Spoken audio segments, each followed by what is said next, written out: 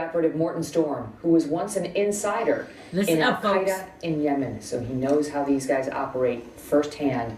Morton, thank you for being here. Here's my first question. Are they getting more aggressive? Because we saw, if this is ISIS, we've seen now them blow up a Russian airliner over Egypt, and now we see this coordinated attack that must have taken some level of sophistication and planning. Listen up.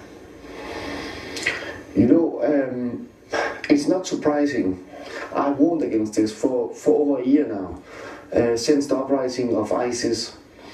The sleeper cells have woken up since Charlie Hebdo, the attack, and I think the only way is to do as France have done today, is to close all the borders and stop the invasions from these countries. Last week I said there will possibly be an attack soon. So, and unfortunately, I was right in this. The sleeper cells have woken up. The question, though, is, they've closed the borders now. What we're being told is the borders are closed to those who want to leave France, not necessarily to those who want to come in France. They perhaps are trying to suggest that the accomplices, or perhaps if there are any remaining perpetrators, might be trying to leave. So are those who may have helped in this endeavor, who are still alive, do you believe they'd be hiding in plain sight in Paris? I mean, how do they go about, these cells have got to be well hidden and well coordinated to have pulled this off. So how do they find them? Well, these people are allowed to pretend to be one of us. It's a warfare, strategic warfare, according to Islam, that you can pretend to be amongst the enemies and be a part of them until you're given the permission to kill. So this is what happened in the time of Prophet Muhammad. I have studied Islam for 10 years. I have infiltrated the highest ranks of Al-Qaeda in East Africa and also in Yemen.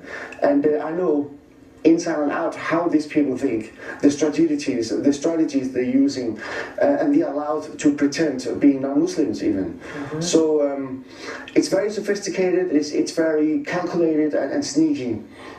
This may sound like a simple question, I forgive me, but when you hear the barbarity of it, just going into a concert hall and standing there with these AK-47s, just one by one, picking off the people and reloading, and then again, civilians, targeted civilians, and in restaurants, just going by and lobbing in grenades, according to the reports. One struggles to wonder, these aren't hard targets, these are soft targets. Is there any thought? I mean, there's no thought, is there, given to the fact that these are civilians, that on that airplane we saw in over Egypt, there were babies on board. They don't care. Duh. No. If it justifies the cause, it's permissible in Islam. And I can say that. This is according to Hadith. In Bukhari and Muslim, I've studied this. So I can say this, and I don't care what other imams are trying to say, because I have here a lot of apologetic, lying imams saying that Islam is peaceful. It is not. In fact, it's very violent towards non-Muslims, and it's permissible for these mujahideens, if you call it so, to kill non-Muslims, even civilians. So what would be the reaction inside of these cells or groups, if this is ISIS or some ISIS sympathetic group tonight? They would see this as a victory, I presume, and what would it encourage? More? Yes, this is going to encourage them even more. And I don't believe that these people are trying to escape France. In fact, they're trying to get into Europe.